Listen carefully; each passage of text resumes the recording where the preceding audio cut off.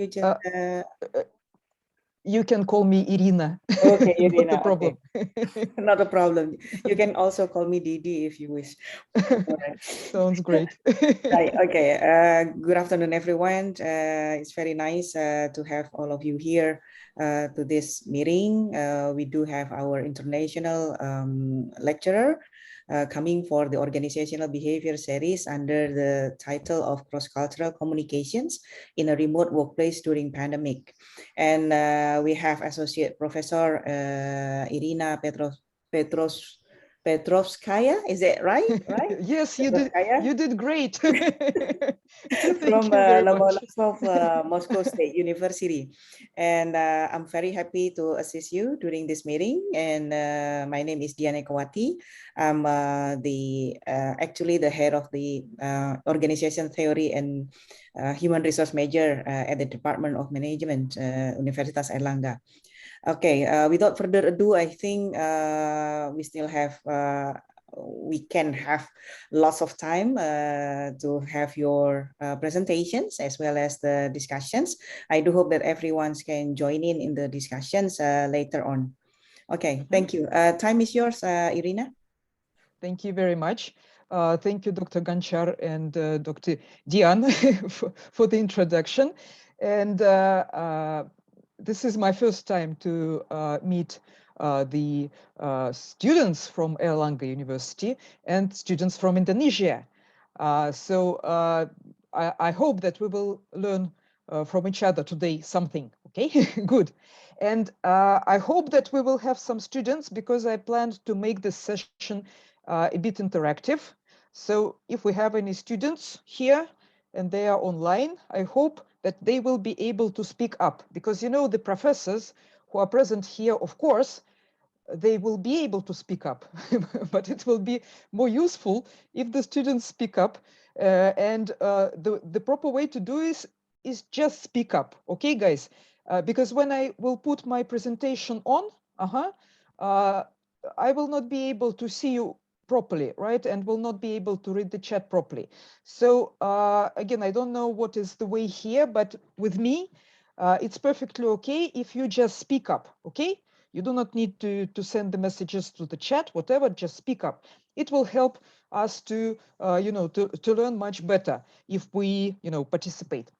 And I will now put the slides on the screen and we will be able to start, right?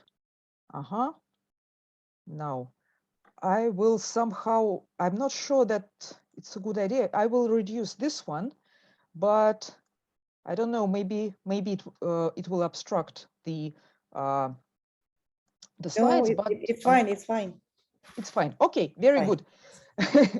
So now, the idea of the session is to talk a bit about communication, which is a key process in any human interaction, and the issues that are specific in cross-cultural communication, especially today when people work online and students specifically work online. And many universities are becoming very international.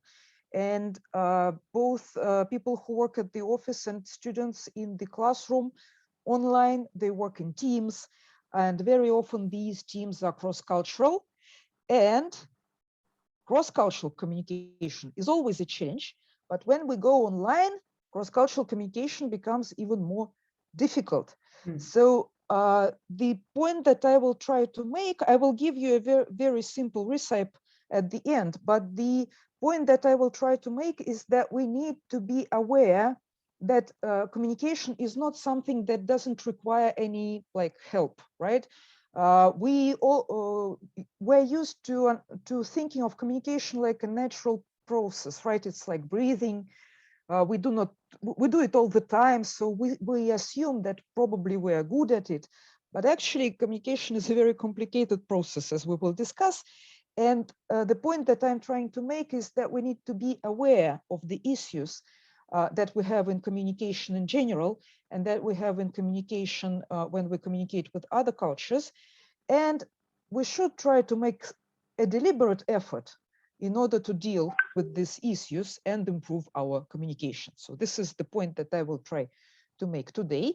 But before we proceed, I will extend, I will follow up on the introduction that was made by Professor Dian about where I come from, and just show you a couple of pictures of where I come from. This is our university and our school, and on the left you see the university campus. Moscow, Lomonosov Moscow State University is the oldest and the biggest university in Russia. This is how the campus looks like from the, from the bird's eye view. This is on the left. On the right, you see how it maybe will look like in winter, which is coming, as you all know, right? And this is how it might look when there is a lot of snow around. And on the right, this is our business school, because I come from the Lomonosov Moscow State University Business School. And as you see here, above the entrance, the sign that says that this is the business school is in orange. Orange is our corporate color. So this is why most of my presentation will be in orange, right? This explains it. Yes, okay. So if it's okay, we will proceed. And the first question is, if we think about communication in general, what would you say is the key problem with any communication? I'm calling for the students to think about that. Okay. I'm sure. Yes. There are lots of students here, so hopefully one will answer. I do hope, guys. Anyone? Maybe they're shy because there are many professors, and I also may look very scary, right?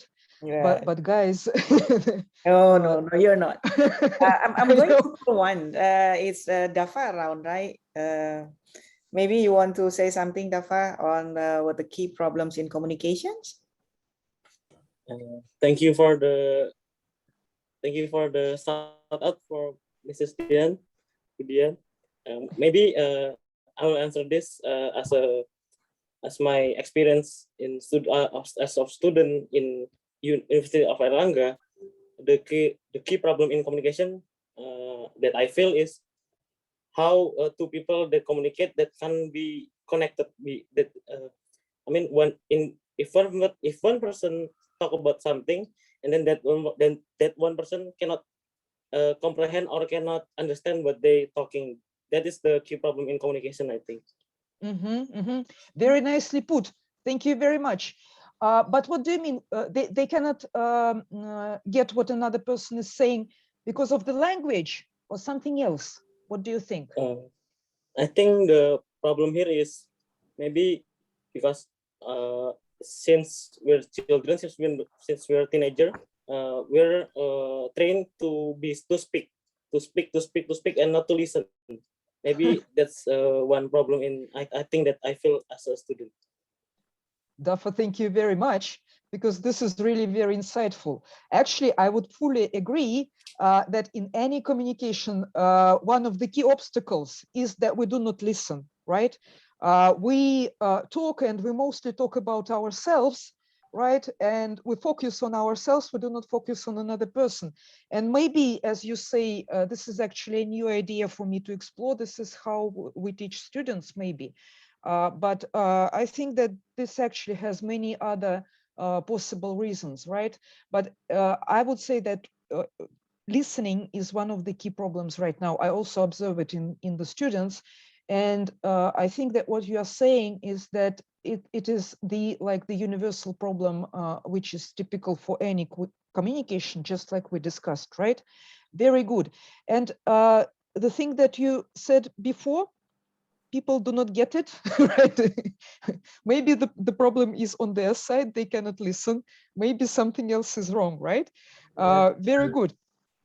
Does anyone else want to contribute, or shall we go further? Because yeah, actually we can easily build on what has been said, right? Actually, the key problem when we communicate just in any normal setting, we would like to get something through to another person, right? And actually, like Dafa said, sometimes they just do not get it. Maybe they do it on purpose. Maybe they're not doing it on purpose, but it just doesn't get through, right? So it's not very easy to get yourself understood, even though very often we assume that another person will understand us, but somehow it doesn't work, right? So in order to understand what's happening, we really need to look very closely at communication, right? And the first is, it is always a good idea to try to explore where does the word come from. And what is interesting here, that in English, you know that a lot of words in English come from Latin words, right? And in English, communication, and in other languages, comes from the Latin communis, which is actually common, right? If you look at communis, maybe you will remember some other words that have the same root, but actually communication basically derives from the word common, right? Common is something that we share. Now, what you see in the second line, this is the same word, roughly the same in Russian, right? So maybe for some of you guys, this will be the first time when you see the script that we use, right? This is called the Cyrillic script, right? And we do not use Latin alphabet, we have our own alphabet. And this is how it looks like. Some other countries also use this alphabet, like for instance, Bulgaria, Macedonia, or even Mongolia, right? Now, the point is that communication is a Latin word. Our language is not related to the Latin language in any way. The Russian language belongs to a different group of languages, but we use communication as a word in business, but in our own language, we usually say общение. This is like a synonym, although it's slightly different, right? So communication in Russian would be roughly общение. And now what is the root here? Actually, the root is the same. The root is общий, and that is again common, right? This is something that we have in common, something that we share. I invite you to think about the words that denote communication in your own language, because like, again, in our case, we have a lot of words that describe human interaction, and communication is the word that we borrow, and we use it not that frequently. We have different words in order to describe communication. And I'm sure that in your language, it could be the same. So it's a good idea to explore where do they come from, these words? What are the roots of these words in your language? But what we see here is that in at least two very different languages, Latin, English, and Russian, the root of the word is the same. This is something common, something that we share, right? So communication is about finding something common, finding something that we share, right? And this is not so easy, unfortunately, right? The problem is that something goes wrong. What do we share? What do we share when we communicate? We share a meaning. We mean something, and we want to make another person understand what we mean. Okay, so we try to share the meaning. But how do we do that? We use words, or we use nonverbal signals, or whatever. So what happens is that we mean something, we have it inside our head, but then in order to transmit it to another person, we need to code it into certain symbols so that it becomes a message. Only then it can be transmitted, okay? So the key problem is that what we mean, our meaning, is inside our head, okay? But the message is something outside. And because of that, there is always a gap, right? communication is never fully effective, because we cannot, if we could transmit our meaning directly into the brain of another person, then the communication would be fully effective. What is effectiveness here? If the message that if the meaning that another person gets from your message is the same as the meaning that you wanted to transmit, in this case, communication is effective. But if the meaning that another person gets from your message is different from the meaning that you originally implied, then the communication is not fully effective, right? And unfortunately, because meaning is inside and message is outside, communication is never fully effective. There is always a gap, okay? And actually, all of us are more or less aware of this gap, right? And as much as we can, in normal communication, we usually try to somehow minimize this gap, right? We try to communicate in a way that this gap is reduced, right? This can be done. But now we're getting to cross-cultural communication. And the problem with cross-cultural communication is that different cultures have different assumptions about this gap, about how to minimize it, about how to create an efficient message, and how to transmit the message efficiently, right? So communication, the key point that I'm trying to make, that any communication by default is never fully effective, right? And however, we understand that as human beings, and we normally try to minimize this gap and to at least to try to do something in order to make it more effective. But different cultures have different approaches to addressing this gap. They have different ideas about how to make communication more effective. And in literature, in theory, in academic literature, this is something that is called high context and low context cultures. Did you guys, I'm addressing the students again, did you guys come across anything like this before? Do you know this idea of high context, low context cultures?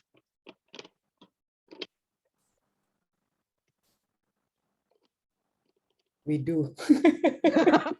We do. Thank you very much, Professor.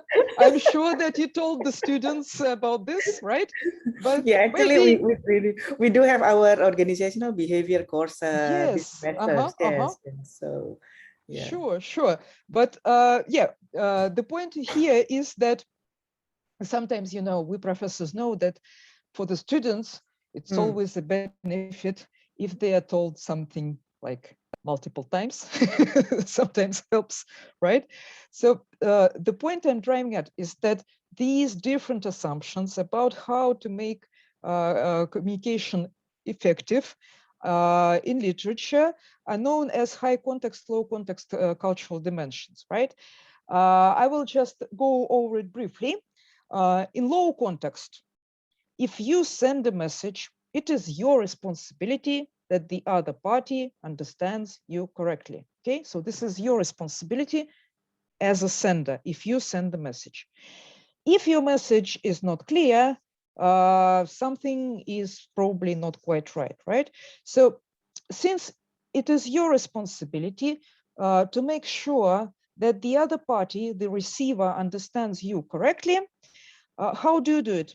You make your message very clear, transparent, very direct, explicit, and preferably simple, right? So again, if something is not explicit, if you are not making yourself clearly understood, that means that maybe you are hiding something, maybe you are doing this on purpose, maybe you are just not an efficient communicator, which is also not good.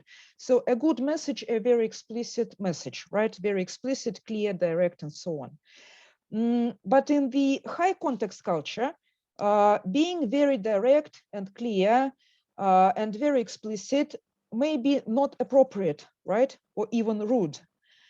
So if you, so the way to do it is that you don't make your message explicit, but you rely on the person who is receiving your message, on another person, to understand it correctly, right?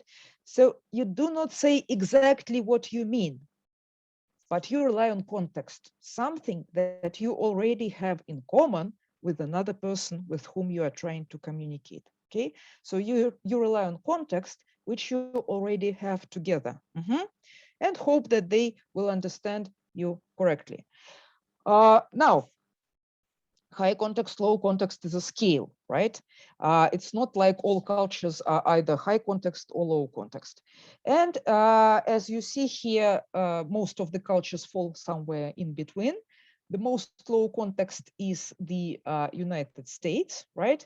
And the illustration is here. When you look at the slide here and the phrase, tell them what you are going to tell them, then tell them what you told them.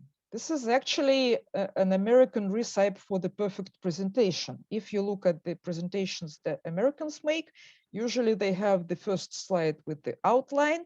When they tell you what they are going to tell us, then they do the presentation, they tell us, and then they recap. So at the end, they will have the slide, which again summarizes what has been said in the presentation. So basically they say the same thing like 3 times at least, right? So, and this is what they think is appropriate for the presentation. Why? Because repeating the message ensures for you as the low context person, ensures that another person, your receiver, understands you correctly, right? So they repeat the same thing many times because they understand that this is their responsibility. If you send a message, you are responsible that another person understands you correctly. And that means you have to repeat as many times as needed in order to make another person understand, right?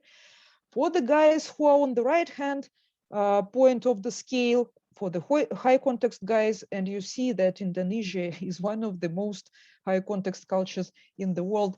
We are also high context, but much less than the guys on the extreme right. And actually we can be quite direct sometimes, especially when we get negative feedback, right? But as you see globally, most of the people who live on the globe are high context, right? More or less, okay? And of course, since we have cultural diversity here, then we can have a lot of problems. For instance, like here, now I'm calling again on the students. You see that we have a dialogue here. The dialogue is definitely happening between the guys from 2 different cultures, right? So the basic question is, do you think that there can be some misunderstanding here? But first, we, of course, need to decide who belongs to which culture.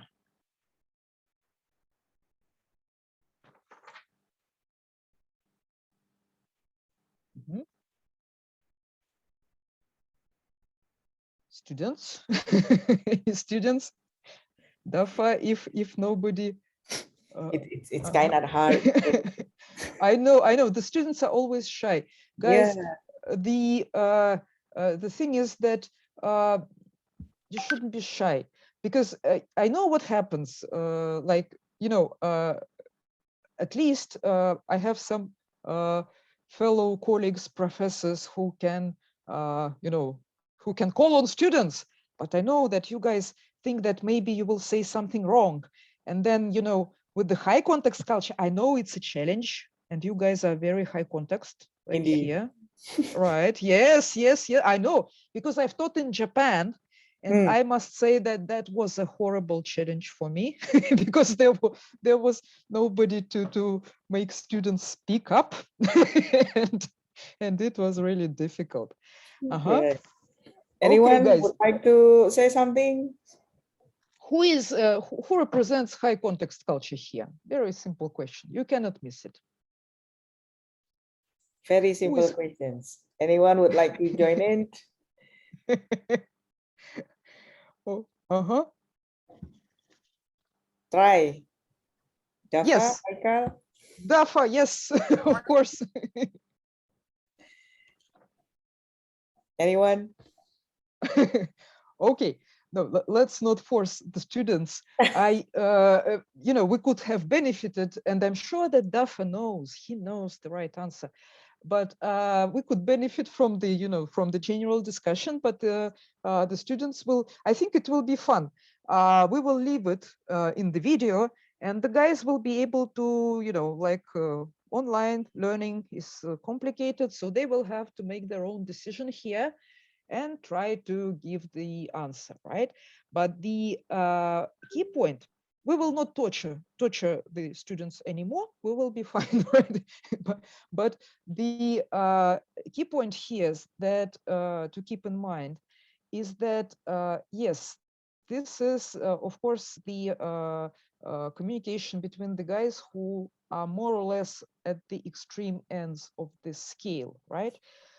So you might assume that if the people are close somewhere here or here, the countries are clustered together, maybe there will be less problem, but not necessarily. Because even if you are close on the scale, even if you speak the language which is more or less similar, right? Even if you speak the same language, you can still have a problem. And this is illustrated by the slide here. This is an old one, but people say that it originates in the company which is called Shell, right? You know that this is a UK Dutch oil company, and apparently even these guys who live very close together, who have cultures which are actually quite close to each other, and they have a long history of interaction, they still have a problem communicating with each other, right? And with the students, I invite you guys to think who is more high context, who is more low context. What about the Dutch? Are they high context or low context as compared to the British guys?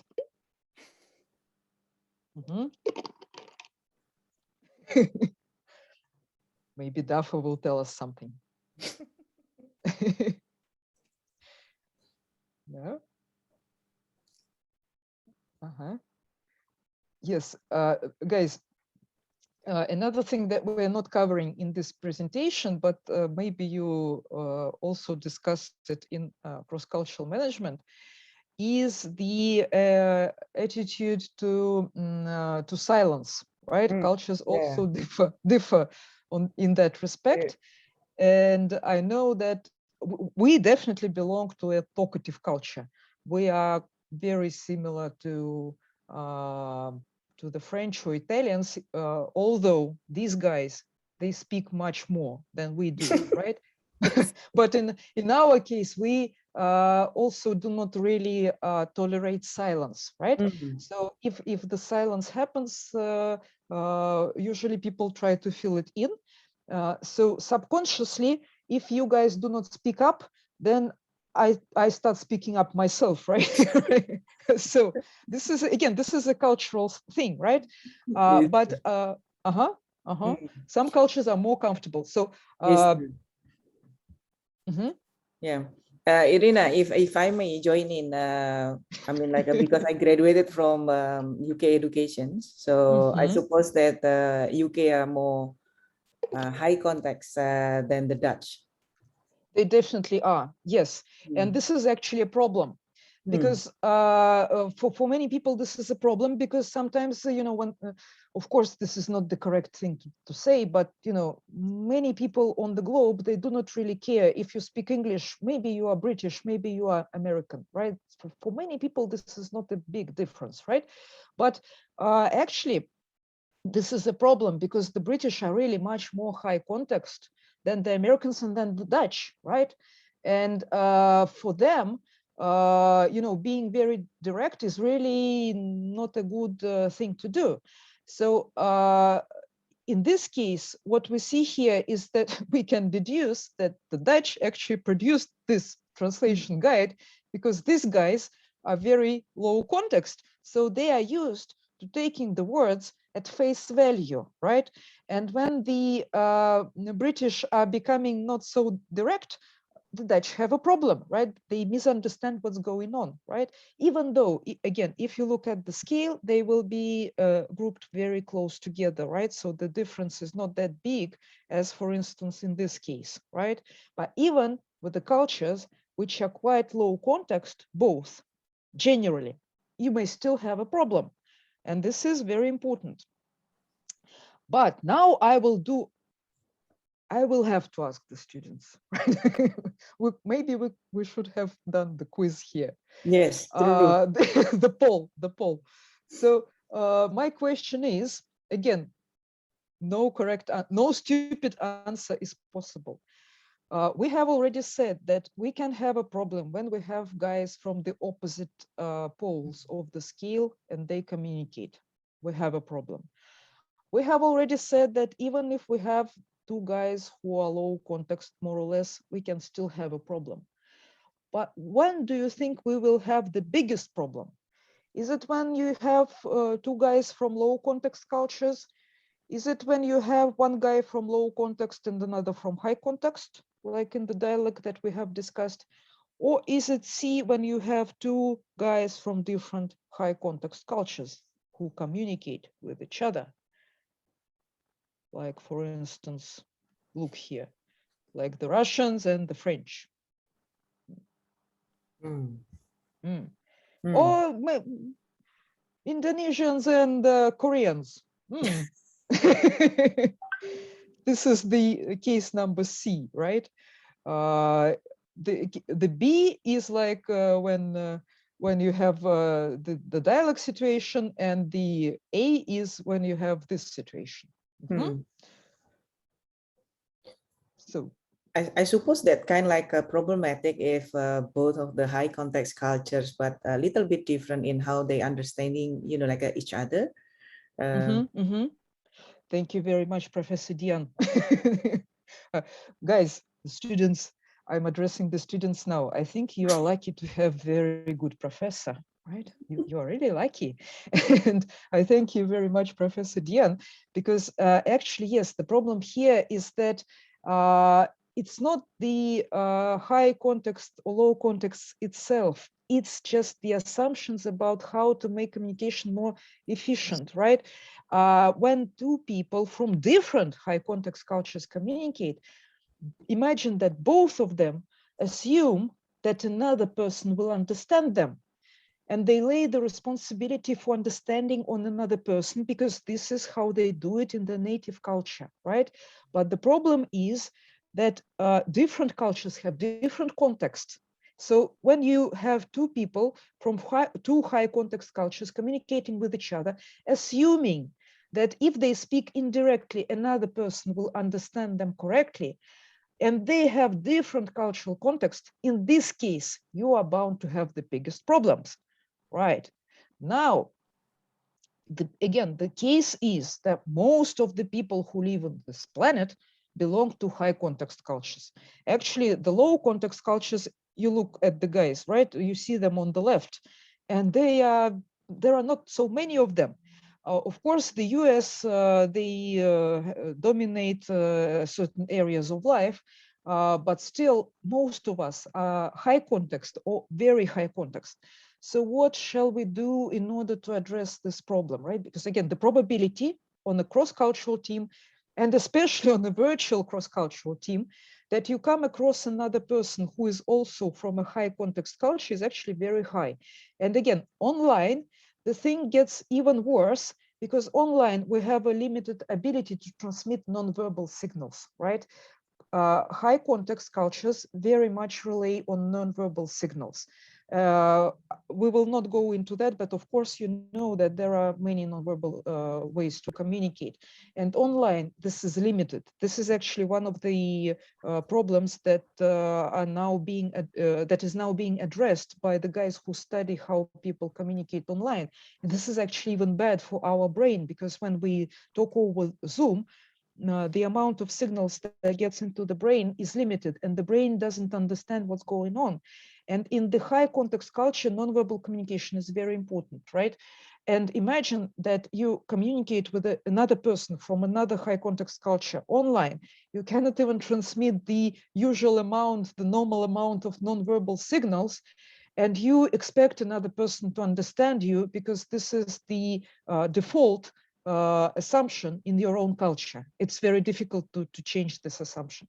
So of course you are going to have a lot of problems. And what to do? What can you do in a situation like that? Actually, the only possible way to address it, the easiest way, another way is to build a common context, but sometimes in our very quick world, we live very quickly and we work very quickly. It is not possible. We just do not have enough time in order to build a common context, in order to understand each other perfectly. So what to do? The simplest thing is to become an American. Right? So this is the way to do it. The best way to address the problem of this high context cultures communicating together is to become very low context. The point is that you need to communicate on a cross-cultural team with people from diverse cultural background in a very low context way. Be like an American. How do you do that? First, you need to make your messages very transparent. You need to say what you mean. Now, for many of us, this is not comfortable. This can be perceived as rude. So the only way to avoid any problem is to explain why all of a sudden you, as an Indonesian or as a Chinese or as a Russian, why do you do this unnatural thing? Why do you go for a very low context communication? Clear, transparent, repeat and recap in writing. That means that you have a meeting and after that you send everybody the message saying that, guys, this is what we have discussed and this is what we have decided. This guy says took the responsibility for this task. Another guy took the responsibility for this task, and this is how we are going to do this. So all this repeating and recapping is not typical for a high context culture, right? If you repeat something too often, other people from a high context culture will assume that you treat them as stupid, right? This is not normal for us. So this is not natural for us. So the only way to do it is, first of all, start early. Once you assemble a multicultural team, especially online, you need first to discuss the ground rules, right? How you are going to communicate. And this is the moment when you need to explain to the guys that you are going to be very low context, and that is unnatural, right? For us, again, it seems not natural. This is boring. This is excessive. But unfortunately, this is the only way to do it. So you need to explain. In order to explain why you propose to communicate in a very low context way and establish the rules which are typical for the low context culture, the only way to explain it is to understand your own culture and use this as the explanation for why you are doing this. So the point is, again, you can say that, guys, in this team, we have people from very different cultures, and most of us are very high context, right? From my studies, I know that this is a very bad situation because we are bound to misunderstand each other, right? And the only way to do it is to establish the rules of communication right now. And these rules will be very low context. That means that we will make our messages very clear and transparent. We will put everything in writing. We will repeat and recap many times, at least 3. All this will seem unnatural to us, but it is important for us to do because my culture is like this and your culture is like this. We're bound to misunderstand each other. If we want to communicate efficiently, for resolving certain problem, for addressing a certain task, right? So this is like in the normal working environment. In order not to have any problems that will inhibit us from fulfilling our task, we need to go for a very low context protocol, right? So this is how this needs to be done. But again, the key point here that you will not be able to do it, you will not be able to establish these ground rules perfectly. If you do not understand your own culture, right?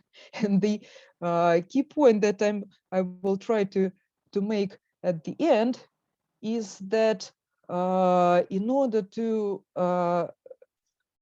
communicate efficiently and effectively with another culture, especially high context, you really need to understand yourself first, right? Any communication is never perfect, right? It's never fully effective, as we have discussed. Cross-cultural communication is even less so, but this is good, because if something is perfect, then there is no challenge. If there is no challenge, there is no opportunity for us to learn something and to grow.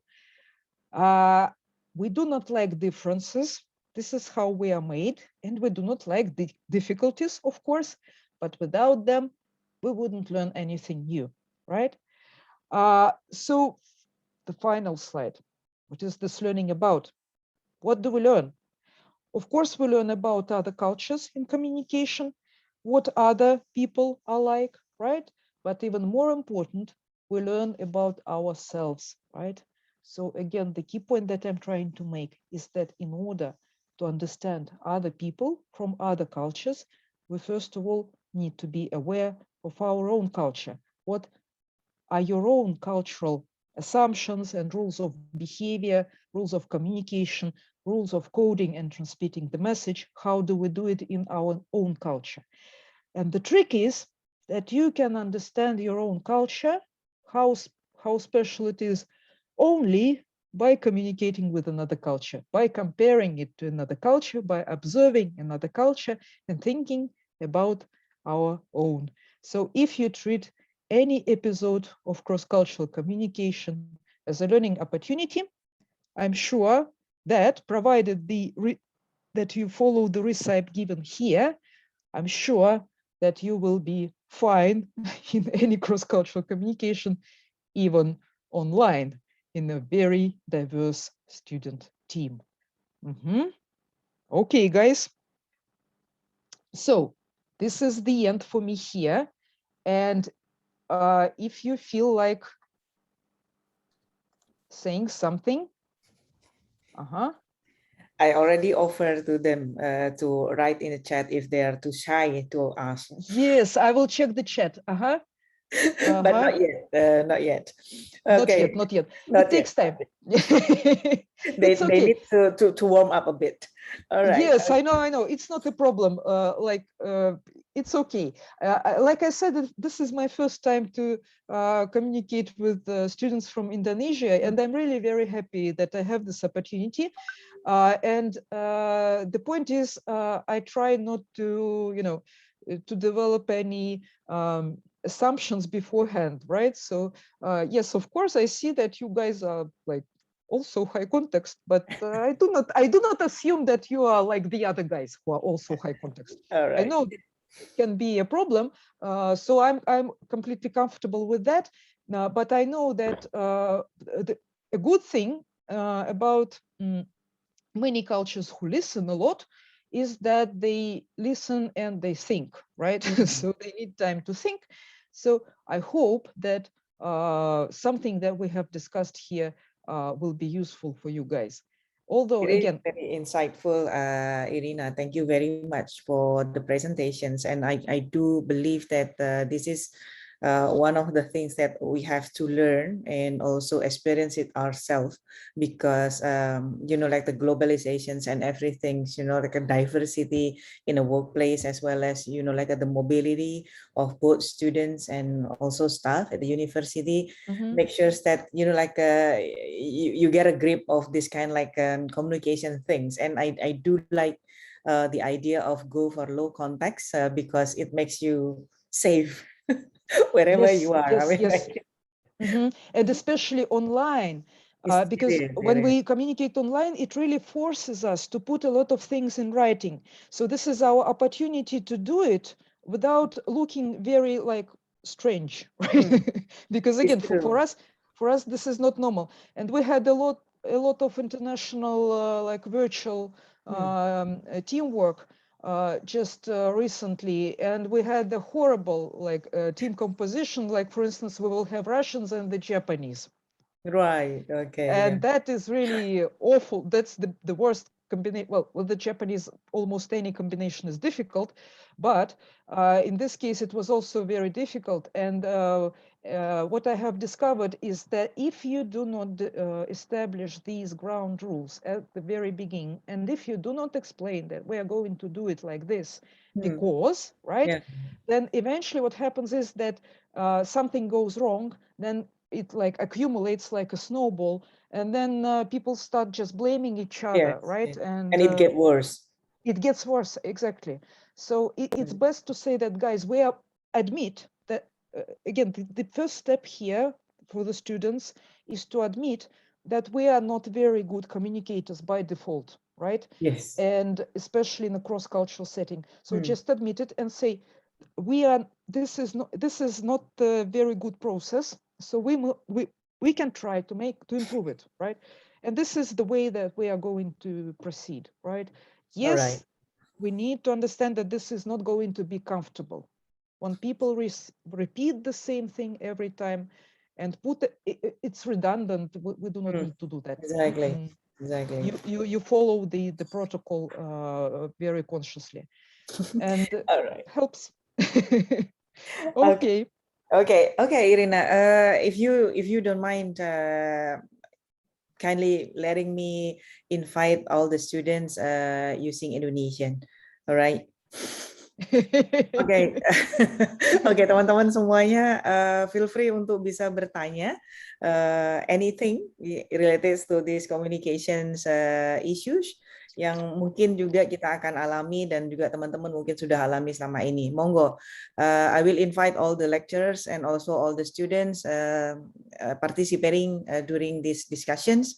Please do so. I mean, like if you don't mind like speaking up, feel free to speak up, but if not, then I will be very happy to assist you if you write your questions in chat room.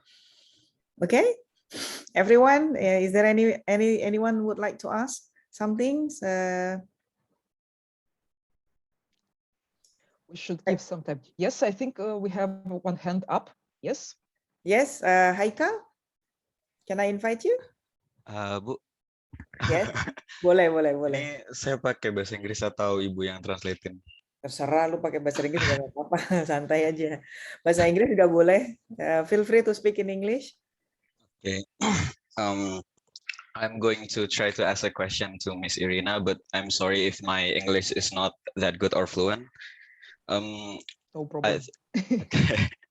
I think the problem with a student is that we are afraid of being judged because our English is sometimes not good or fluent. And I have a question for Miss Irina.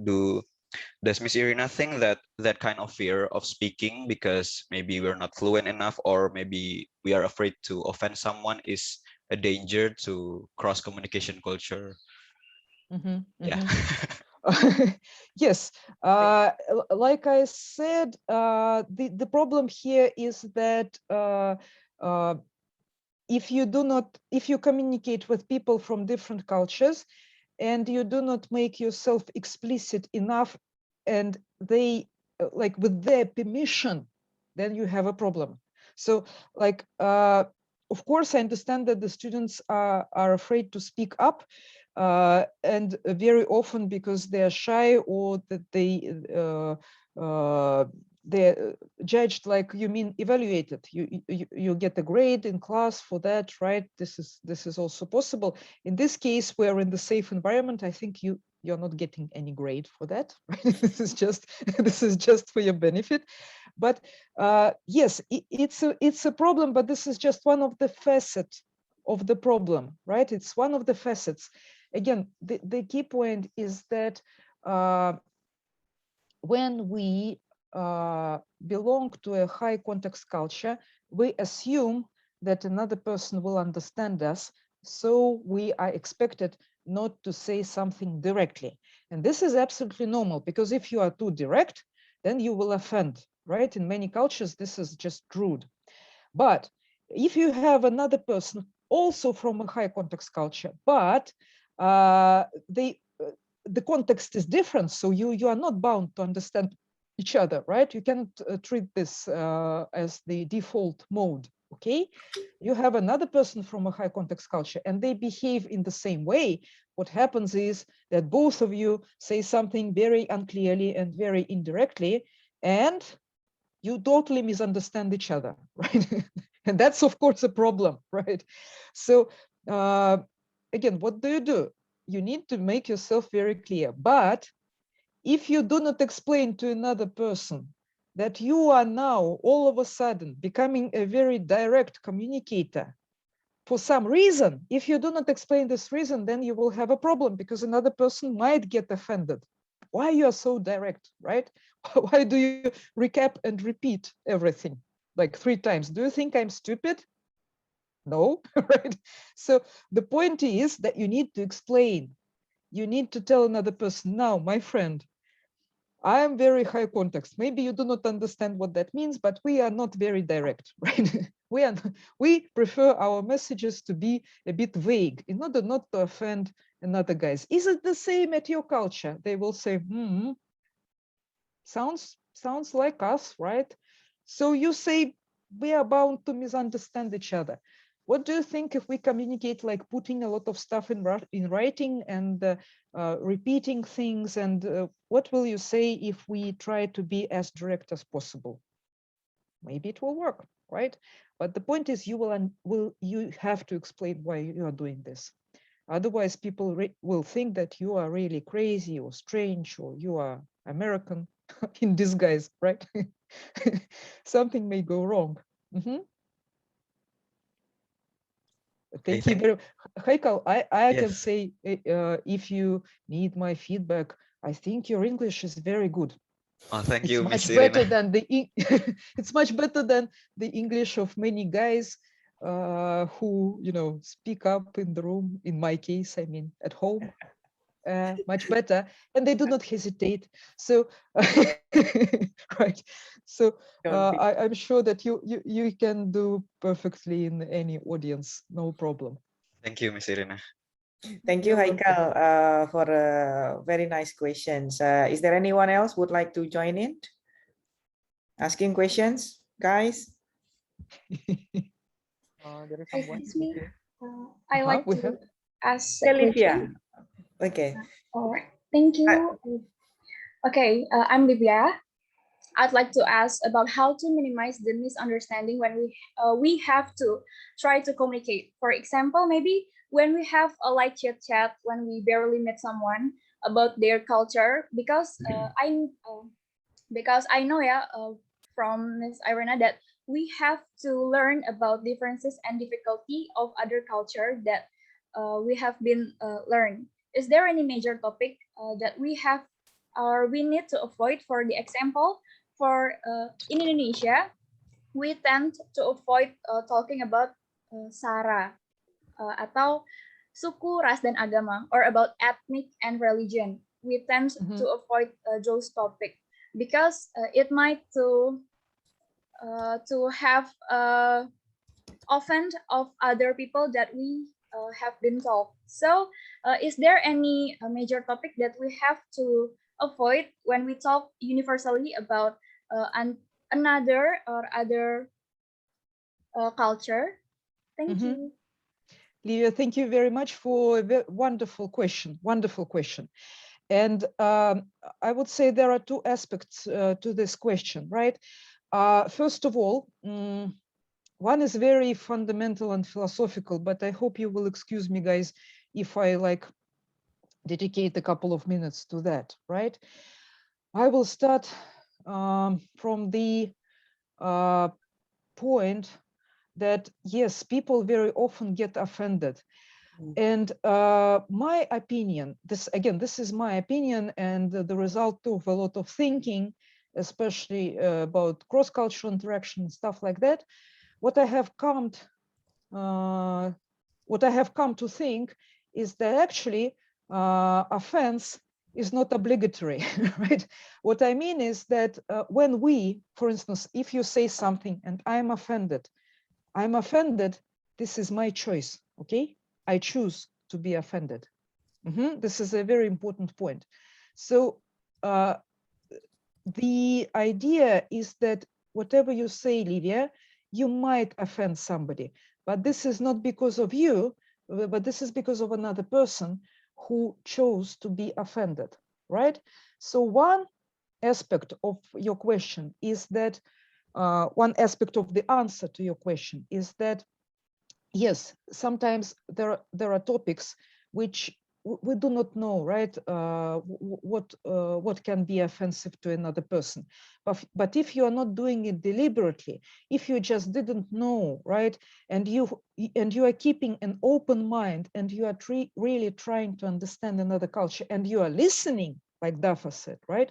You are listening and you are trying to keep in touch and trying to understand sincerely. In this case, this is not your problem if another person gets offended. This is what I'm trying to get through, right? So very often being offended is a choice of another person, and they would like to be offended, right? And in this case, you cannot do anything, right? Provided, again, you are not offending them on purpose, right? You are trying to explore, but people choose to be offended, right? So this was the philosophical part. Now, the practical part about what kind of questions should be better avoided, right? Again, the first point, step one, is to relax and accept that sometimes people do get offended, whatever you do, right? But step number two is to explore a bit. I wouldn't say that there are universal things which are not acceptable, because in some countries it is perfectly okay to discuss how many money you earn, right? In the other, it's not, or age or whatever, right? Regarding racial issues, I would say that it is a problem right now, like universal. So maybe right now it's not a good topic to discuss because there is a lot of how to say, a lot of agitation about these diversity issues across the globe right now. But again, I hope that at some point we will be comfortable with discussing any topic, and if we will be open enough so that if somebody is not comfortable with discussing a certain topic, they will say so, right? So this is the best way to do it, to be open. Sometimes people do not say that they're not comfortable, but you can feel it, right? Because you observe and you listen and you keep your mind open. You feel that they're not comfortable and you stop discussing this topic. So I wouldn't say that there is something universal or not universal that should be avoided. If you are trying to discuss something with somebody from another culture, maybe sometimes it's a good idea to Google, right? For instance, in terms of Russia, and you can put it down, it's better maybe not to start with topics like age, how much money somebody earns, and maybe You married? family. Families? Yeah, I mean, like Family you is. married, yeah, family issues. Why? Because this is considered to be more personal, and this is not just for the first meeting. If the person starts to tell you something voluntarily, then you can explore this issue further.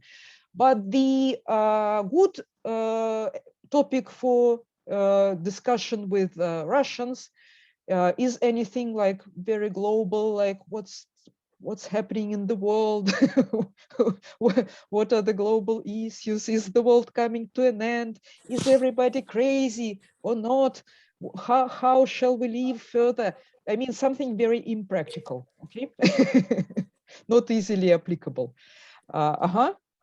So All right, I got the point. Thank you so much, Miss Irina. That when we're having a discussion, we need to be relaxed and we need to explore, because there are plenty of topic and also issues we have to explore universally. And I got important point about offended is a choice, that we have to keep our mind open. So don't have to be scared when we have to show about our opinion to other people universally. Thank you. Olivia, thank you very much for a wonderful question and a wonderful recap. Exactly. If somebody learned from today's class, this is Livia. Thank you Miss very Irina. much. Thank you very much, My Livia. pleasure. Thank you. Okay, I will open one more questions. Anyone? Anyone? Either from students or lecturer. Feel free to ask your question. Fire away.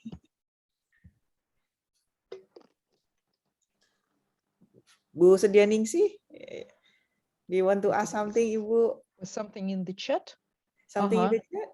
Not yet. I suppose there's nothing.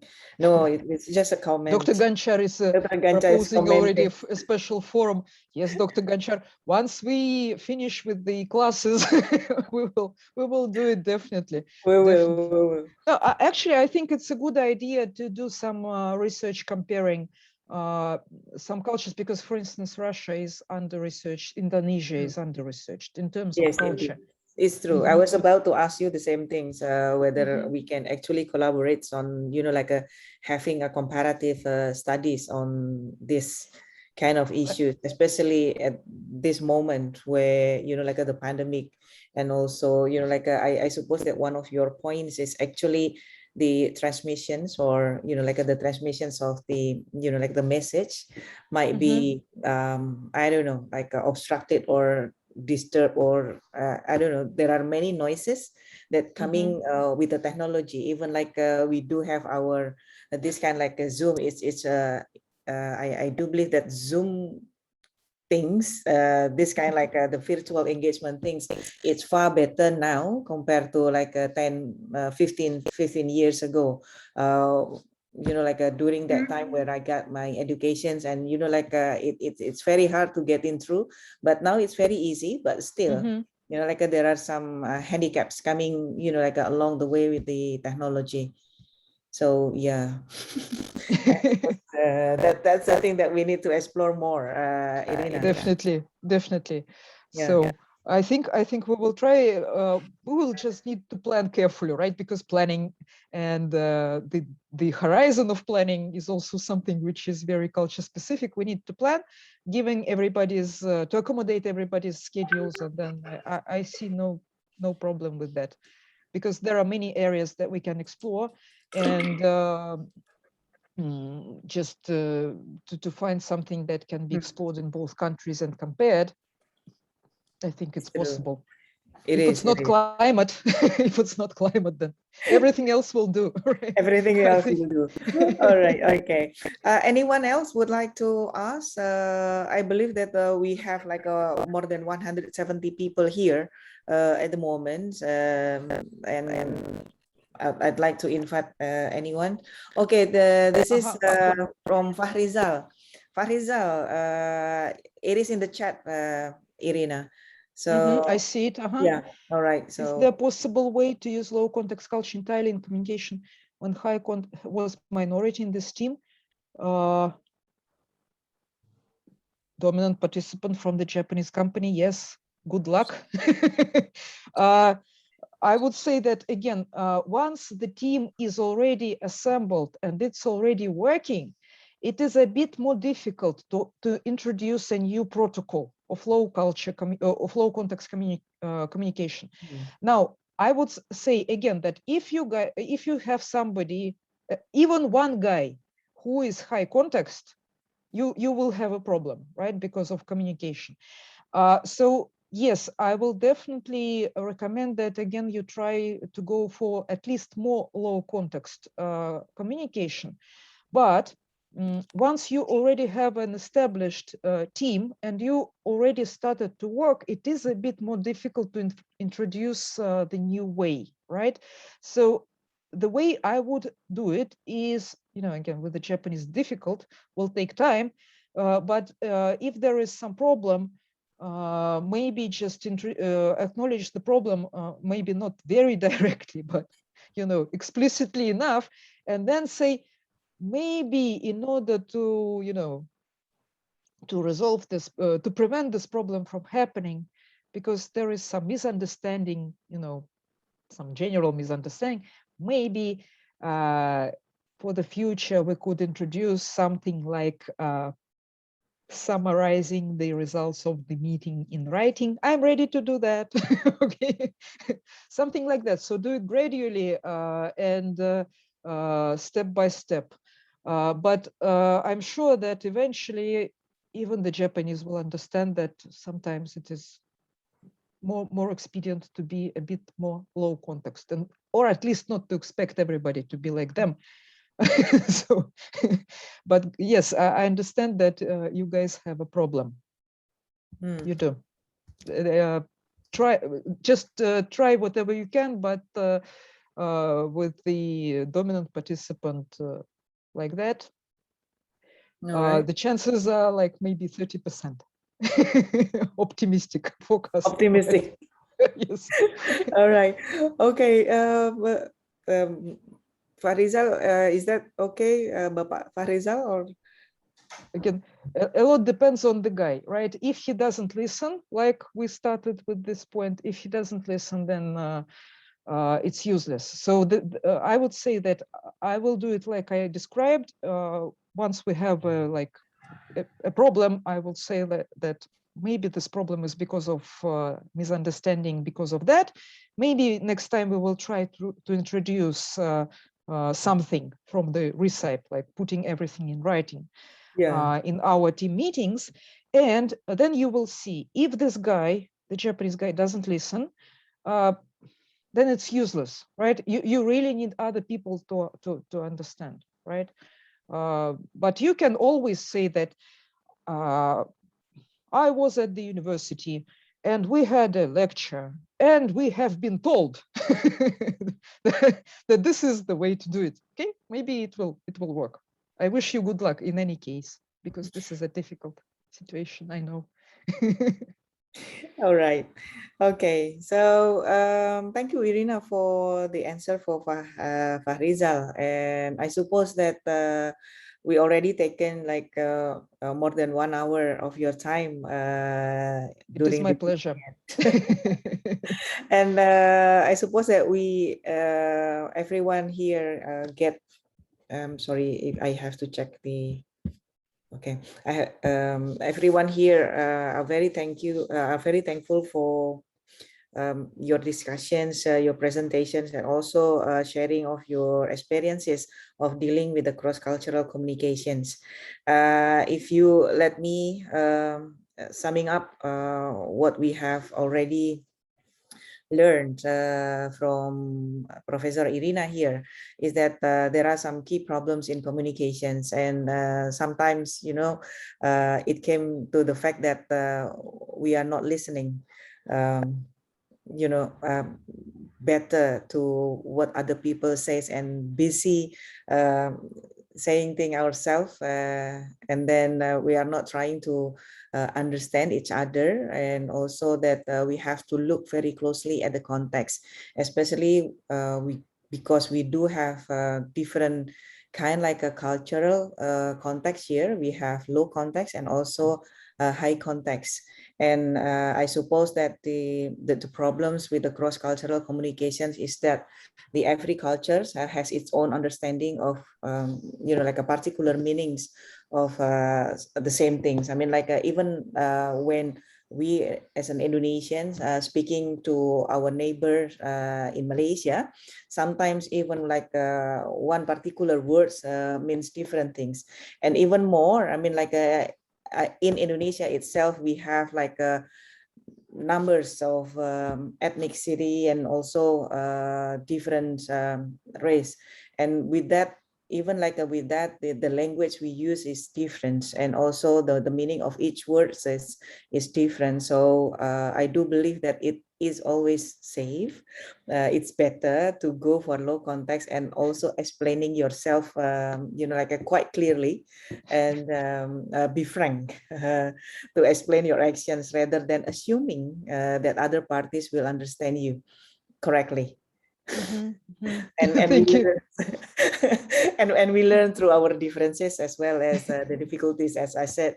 And I like the last quote that you gave us, Irina, in your presentations, that everything that irritates us about others can lead us to an understanding of ourselves. And I do believe that it is correct in every situations when we actually have to deal with the new situations, meeting new people, or like having some kind like difficulties in our lives, it's always results in a better understanding of how we deal with ourselves, not only that we deal with other people. Is there anything that you would like to add again, Irina? Thank you very much, Dan. That was perfectly put. And exactly, I would say that whatever happens in cross-cultural communication or whatever, in any communication, we still should shift the focus to ourselves, right? Like what Livia said and other guys said, if we focus on ourselves, then we will be able to improve, to learn, to grow, and to make effort. So when we put the focus on ourselves, then we can ask ourselves, what is it to me? Why do I feel irritated? What's inside me? Why I do not listen, right? And you will be able to solve this problem, because with yourself you can like negotiate, you can do whatever whatever you wish, but with another person it is much more difficult. So I would say that fundamentally it is good to focus on yourself and try to do whatever you can yourself, for yourself, understand yourself, and learn yourself. And then everything around you will change, because you will expand your own worldview, and you will see things that you didn't see before, and it will eventually make you an even better communicator and Even better person who has grown. Yes. Yes. All right. Okay. Thank you, Irina. It is a very nice closing remark from you, and I do hope that everyone here enjoy your lecture as much as I do, and also have a like a very much like a very insightful lessons to take home with us. And I do believe that this will not be our last meeting, and I do hope that this is just the beginning of like a better and more fruitful collaborations between not only you yourself, but also between institutions, between Lomonosov Russia, Moscow State University schools, and also the Department of Management of Universitas Erlangga. And I myself, Dian Ekowati, I would like to say thank you very much, and really appreciate all your time, all your efforts, and also thank you very much for your discussions today. Okay, everyone, with this kind of things, I suppose that we can wrap up our meetings, and let's thank Irina and give a round of applause for Professor Irina. Thank you very much. Thank you. Thank you very much. Thank you very much, Irina. And look, everyone's already put the signs. Okay, thank you very much. And also, I wish you a very nice and great weekend with families. And stay safe, stay happy, and stay healthy, everyone. Thank you very much, and I wish you the same. Let's all stay happy and fine. When we're happy, we're healthy, right? Yes. So let us all stay healthy and happy, so that we will be able to travel more and visit each other and visit different countries, not just online. Even though online is really promoting our communication very much. Indeed. Sometimes it's also good to travel. It's always better to meet you in person. Yes. Yes. So thank you very much, everyone. On behalf of the committee, I mean, like, we wish you a very nice weekend and a great, like a Saturday. I mean, like, in us, it's already almost 5 o'clock in the afternoon, and I hope I hope everyone will still have more time of having fun. Thank you very much. Assalamualaikum warahmatullahi wabarakatuh. Thank you very much. Waalaikumsalam warahmatullahi wabarakatuh. Thank you guys. Thank you, Profesor. Terima kasih, Ibu. Terima kasih. Thank you. Terima kasih, Pak Ganjar. Спасибо, Ирина. Спасибо. Спасибо, пожалуйста. На здоровье. Yeah. Спасибо большое. Очень приятно. It's very pleasant for me to hear. Yeah, Irina, I mean, like on a personal note, will it be possible for me to contact you through emails, and then we might be able to discuss, like any potential collaborations? Because I suppose that when I read your CVs, then it's pretty much similar to what I did. So, yeah. Yes, I'm very happy to meet you, Didi. Yeah, thank you.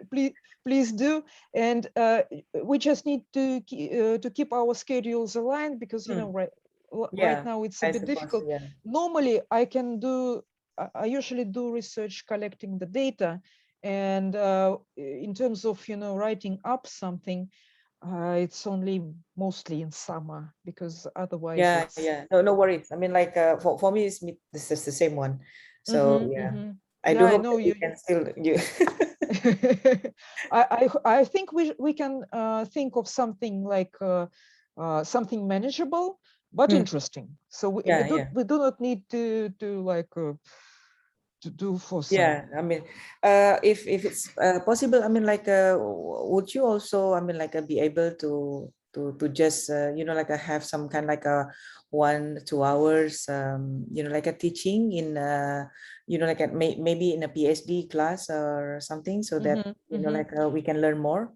And what are they interested about, the PhD guys?